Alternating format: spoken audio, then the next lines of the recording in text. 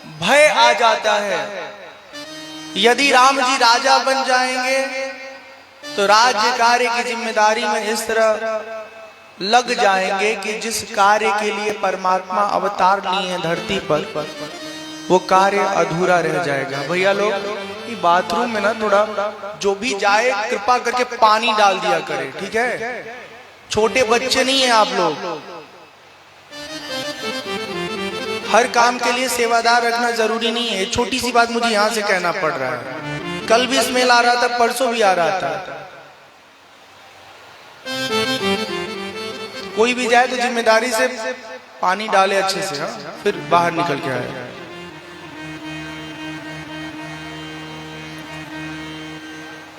देवताओं के मन में बहुत भय आ जाता है कि राम जी जिस प्रयोजन से अवतार लिए हैं, राजा बनने के बाद संभव है कि वो सब काम अधूरा रह जाए। देवराज इंद्र अपने सभा में एक बैठक बुलाते हैं, विचार विमर्श करते हैं। बस एक ही तरीका निकलता है, सर्वसमर्थ सरस्वती मैया, उनको आमंत्रित किया जाता है, उनसे निवेदन किया जाता है, हे सरस्वती जी कुछ ऐसा कृपा करिए कि राम जी राजा ना बन पाए। सरस्वती जी सब सुन करके बहुत नाराज होती हैं, क्योंकि उनको मालूम है कि अभी कुछ महीनों पहले भगवान राम का विवाह संपन्न हुआ है। अब भगवान के जीवन का सबसे सुंदर दिन आने जा रहा है, राम जैसा राजा मिलेगा अयोध्या को, और आप लोग चाहते कि हम उनको उस सुख से वंचित कर दें, उस जिम्मेदारी से दूर कर दें। ये गलत बात है। देवता लोग सरस्वती जी को समझाते हैं, हे सरस्वती मैया, राम जी जब बन जाएंगे ना, जितने दुष्ट हैं, असुर हैं, सबका संहार करेंगे, सबका नाश करेंगे। उन असुरों के कारण अनगिनत लोग दुख कष्ट का सामना कर रहे हैं, उन सबको मुक्ति मिलेगी, आराम मिलेगा। संत महात्माओं को परमात्मा जी का दर्शन होगा, भगवान राम का दर्शन पाकर के उनका साधन भजन सफल हो जाएगा, और आपकी भी बहुत महिमा गाई जाएगी कि आपकी वजह से भगवान को वनवास मिला, भगवान अपने भक्तों के दुख को दूर किए। सरस्वती जी इन सब बातों पर विचार करके अपनी सहमति दे देती हैं और देवलोक से अयोध्या को चल देती हैं। अयोध्या में आके सरस्वती जी एक एक नागरिक के मन को देखती हैं, टटोलती हैं। किसी के मन में कोई दोष नहीं है, कोई कमी नहीं है, कोई विकार नहीं है। अंत में उनकी नजर मंथरा पर जाती है। मंथरा मूल रूप से अयोध्या की नहीं है, वो कैकेयी के साथ, कैकेयी के मायके से आई हुई है। मंथरा के मति में, बुद्धि में किंचित दोष है, उसी को आश्रय बना के सरस्वती जी मंथरा के मति में प्रवेश कर जाती हैं। और जैसे ही मंथरा के मति में सरस्वती जी आती हैं, वैसे ही मंथरा अपनी चाल में कैकेयी को उलझाना शुरू कर देती है। कैकेयी के पास आके मंथरा कहती, अरे बिटिया, तुमको पता है कोई फिक्र तुमको नहीं है, कल राम राजा बनेंगे और जिसका पुत्र राजा बनता है वो महारानी कहलाती है।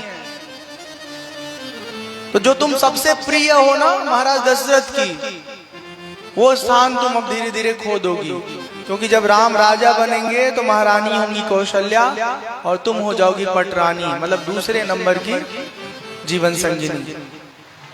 ये बर्तन उर्तन थोड़ा धीरे धीरे उठा के रखिए आप लोग।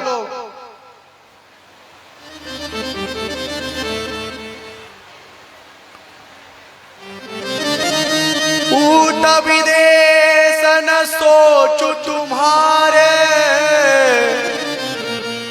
जानती हूँ बसना हूँ हमारे। तुम्हारा पुत्र अभी यहाँ नहीं है, वो अपने ननिहाल है। और तुम्हें तनिक भी फिक्र नहीं है उसके भविष्य की। कैकेयी मंत्रा से कहती है क्या तुम कह रही हो, तुमको कुछ मालूम है ना?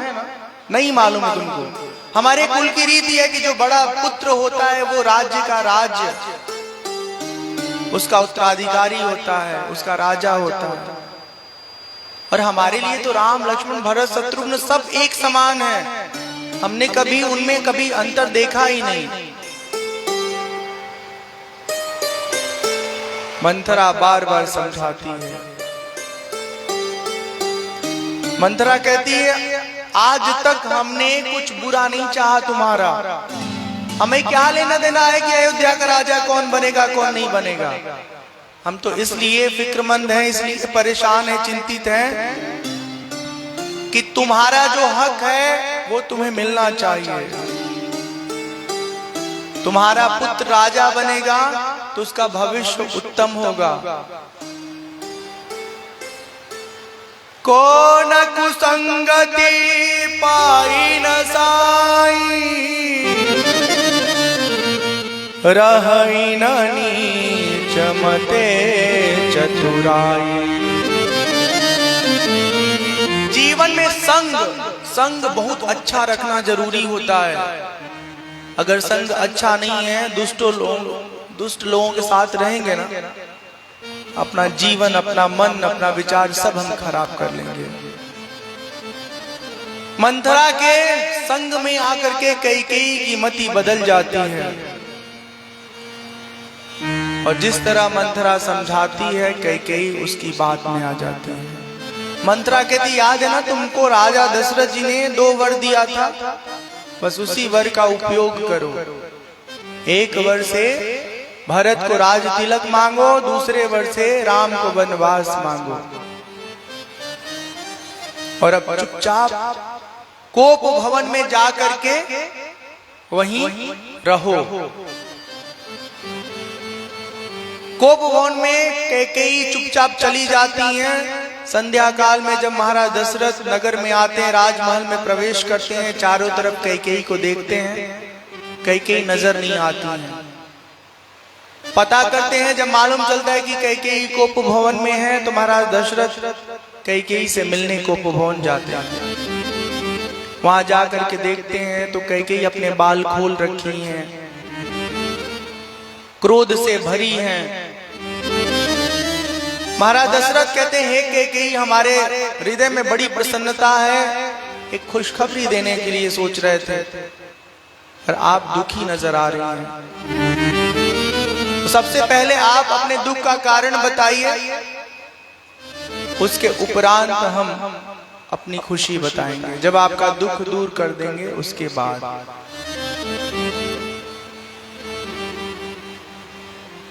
कैकेयी कहती है कि आपको पता है आपने कितने वर्ष पूर्व हमको 2 वर दिए थे, आज तक उसको पूरा नहीं किया और आज इस बात को लेकर हम आपसे बहुत नाराज हैं। महाराज दशरथ कहते हैं कि हमारा इसमें क्या दोष है, आपने कभी हमसे मांगा ही नहीं कुछ, अगर मांगी होती तो जो चाहती हम उसे दे देते। अच्छा कोई बात नहीं, नाराजगी दूर कर दीजिए, आपको जो चाहिए हमसे मांग लीजिए और हाँ हमको दोषी मत बनाइए, क्योंकि हमारे कुल की जो रीति है उसमें इस बात का हम हमेशा ध्यान रखते हैं, हमारे जिह्वा से कभी असत्य का उपयोग न हो।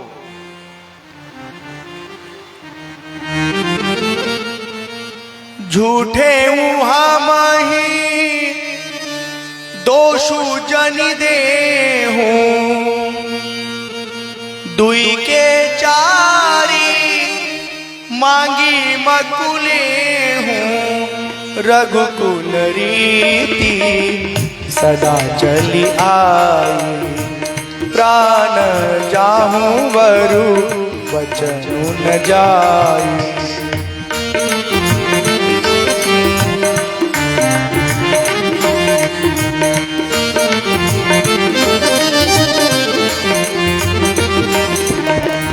नहीं असत्य समा पातक पुंजा।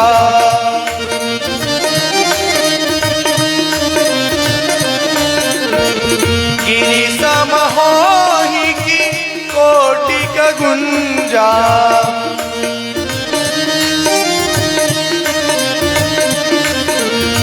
सत्य मूल सब सुकृत सुहाए। वेद पुराण विदित मनु गाए।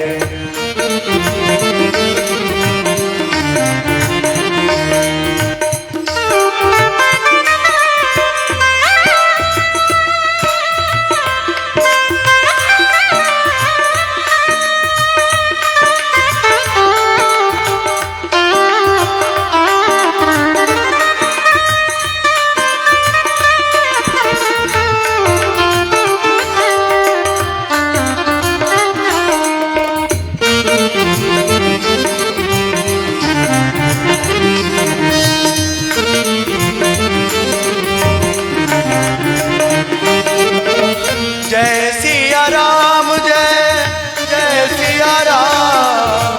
जय सिया राम जय जय सिया राम। जय सिया राम जय जय सिया राम। जय सिया राम जय जय सिया राम। जय जय सिया राम जय जय सिया राम। सियावर रामचंद्र की जय। पवन सुत हनुमान की जय।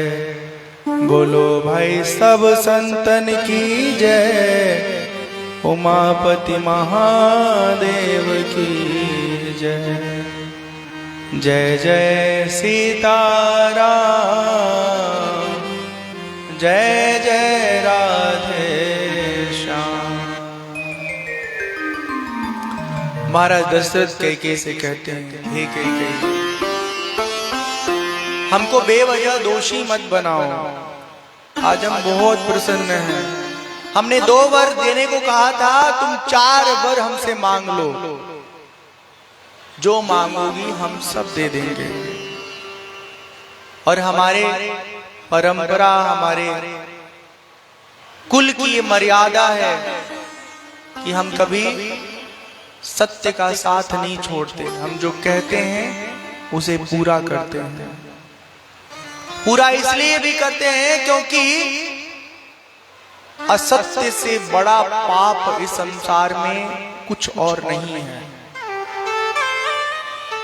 हम सबकी जिंदगी आज ऐसे झूठ के चंगुल में फंसी हुई ना कि छोटी छोटी बातों के लिए हम झूठ बोल देते हैं। जीव को चाहिए जितना अधिक हो सके पूरा का पूरा अपने जीवन को सत्यता के साथ जिए, सत्य का वदन करे, झूठ के प्रभाव में कभी ना आए।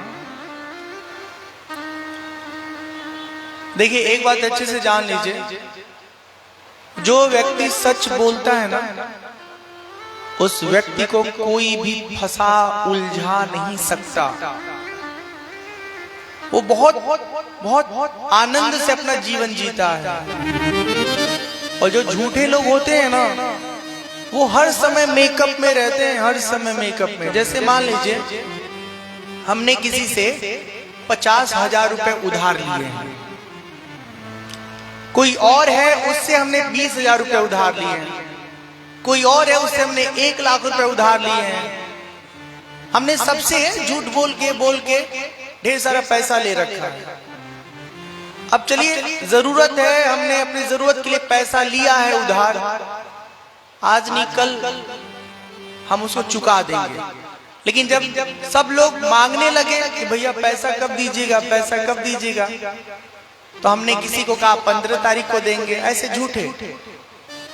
किसी को कहा हमने 20 तारीख को देंगे, किसी को कहा मैंने 10 तारीख को देंगे। हाँ, अबे सबको बोल करके खुद ही भूल गए। अब 1.5 लाख वाला 15 तारीख को आएगा, 50,000 वाला 20 तारीख को आएगा। हम भूल गए कि कब किसको कितना देना है, फिर झूठे साबित हो जाएंगे ना। फिर क्या करना पड़ेगा? डायरी लिखना पड़ेगा, उसमें नोट करना पड़ेगा किसको कितना देना है, किस तारीख को देना है। कहने का आशय ये है कि अगर सच बोलेंगे कि हम आपको इस तारीख को पैसा दे देंगे तो फिर लिखने की जरूरत नहीं है। उस तारीख को व्यक्ति आएगा, हम व्यवस्था करे रहेंगे, उनको चुकता कर देंगे। लेकिन जो लोग झूठे होते हैं वो अपने ही जाल में फंस जाते हैं और फिर सबको मालूम चल जाता है कि वो ईमानदार नहीं है। फिर उनकी कभी कोई बहुत बड़ी जरूरत हो उस समय भी कोई उनका साथ नहीं देता है। जब कैकेयी समझ लेती है, जान लेती है कि महाराज दशरथ अब मन की उस अवस्था में है, उस स्थिति में है कि इनसे कुछ मांगा जाए तो ये मना नहीं करेंगे। समझने के बाद, जानने के बाद कैकेयी अपने मन की कामना को महाराज दशरथ के सामने व्यक्त करती है। कैकेयी कहती है, सुनहु प्राण प्रिया भावत जी का, देहु एक बर भरत टीका। हे महाराज, हमको एक बार तो ये चाहिए कि हमारे पुत्र भरत को आप राज तिलक करें, उसे अयोध्या का राजा बनाएं। जब ये बात सुनते हैं महाराज दशरथ तो उनको आश्चर्य होता है। कैकेयी के मन में इस तरह का विचार आया कहां से? क्योंकि कैकेयी के व्यवहार में कभी इस तरह का भेदभाव महाराज दशरथ ने नहीं देखा था। मन में सोचते कोई बात नहीं, भरत को राजा बनना है, हम बना देंगे। पर दूसरा वर जब मांगती है कैकेयी, देखिए कैसे मांगती है। मांगऊं दूसर वर कर जोरी, उरवहु नाथ मनोरथ मोरी। मांगऊं दूसर वर कर जोरी, उरवहु नाथ मनोरथ मोरी। तापस बेश विशेष उदासी, 14 वर्ष राम वनवासी। 14 वर्ष राम वनवासी, 14 वर्ष राम वनवासी। दूसरा वर जब मांगती है कैकेयी तो सबसे पहले हाथ जोड़ती है। मांगऊं दूसर वर कर, मतलब होता है हाथ, कर जोरी, और कहती है हे नाथ हमारे मनोरथ को पूर्ण जरूर कीजिए। क्या मनोरथ है? तपस्वी का वेश धारण करके श्री राम 14 वर्ष तक वनवास में जीवन काटे, जीवन बिताए। जब ये बात दशरथ जी सुने हैं तो उनको बहुत बहुत बहुत पीड़ा हुई है। दशरथ जी आज पश्चाताप कर रहे हैं कि हमने किस पर भरोसा कर लिया। इससे अच्छा ये होता है कि हम अपने आप को, अपने वचन को ही वापस ले लेते। कम से कम राम को खोने का तो डर नहीं रहता, उनसे दूर तो नहीं होना पड़ता। अनेक प्रकार से महाराज दशरथ समझाने की कोशिश करते हैं कैकेयी को, पर कैकेयी किसी भी बात को समझने के लिए तैयार नहीं है। कैकेयी कहती है अगर देना नहीं था तो मांगो मांगो, ये कहने की क्या जरूरत थी।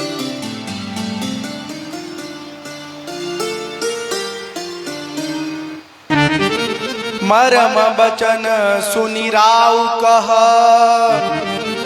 कहु कछु दोषु न तोर।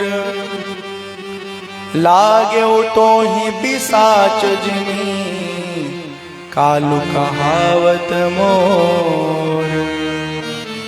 महाराज दशरथ कैकेयी से कहते हैं कैकेयी इसमें आपका कोई दोष नहीं है, हमारा ही काल हमारे निकट आने वाला है, वही ये सब कहवा रहा है, करवा रहा है।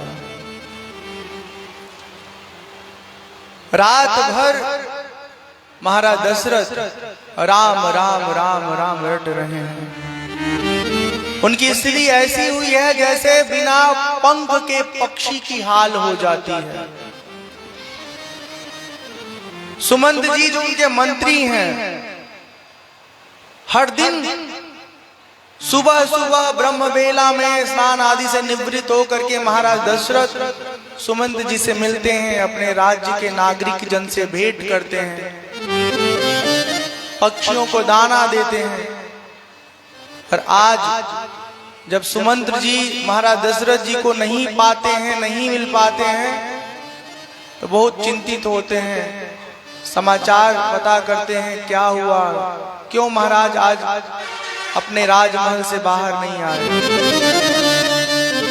जब समाचार मिलता है कि महाराज कोप भवन की तरफ गए हैं पिछली संध्या में, अब तक वहां से लौट के आए नहीं हैं, तो सुमंत जी कोप भवन में आ करके महाराज दशरथ का हाल जानने के लिए जब पहुंचते हैं, तब सारी स्थिति देख करके सुमंत जी अवाक रह जाते हैं। उन्हें समझ में नहीं आता कि क्या कहें क्या करें। दशरथ जी कुछ भी बोल नहीं रहे हैं। सुमंत जी बार बार पूछ रहे हैं। अंत में कैकेयी कहती है, रात्रि से राम राम राम का नाम लेकर के उनको पुकार रहे हैं, हमें लगता है राम से कोई बात कहना चाहते हैं, आप अविलंब राम को यहाँ बुला लीजिए, संभव है कि इनका दुख दूर हो जाए। सुमंत जी जाकर के राम जी को समाचार देते हैं। राम जी जैसे ही समाचार पाते हैं, जस का तस राम जी कोप भवन में आ जाते हैं। पहली बार राम जी ने दुख देखा, और वो भी किसी और को दुखी नहीं देखा, अपने ही पिता के जीवन को देख करके राम जी को दुख का अनुभव हुआ।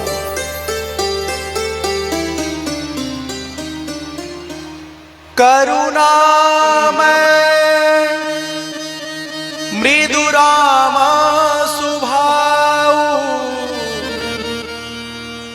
प्रथम दीख दुख सुना न काऊ। पहली बार राम जी ने दुख को अपनी आंखों से देखा, अनुभव किया। राम जी पूछते हैं, मैया हमारे पिताश्री के दुख का कारण क्या है, कृपा करके हमको बताइए, हम वो हर कार्य करेंगे जिससे हमारे पिता के दुख दूर हो जाएं। कैकेयी निष्ठुरता के साथ, क्रूरता के साथ सारी बात राम जी को बता देती है। सब प्रसंगो रघुपति सुनाई, बैठी मनहु तनु धरि निठुराई।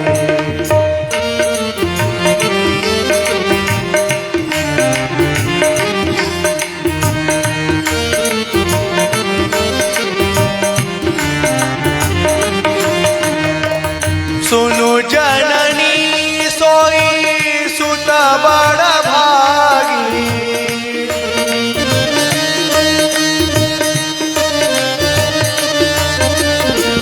सुनु जननी सोई सुत बड़ भागी, जो पितु मातु बचन अनुरागी।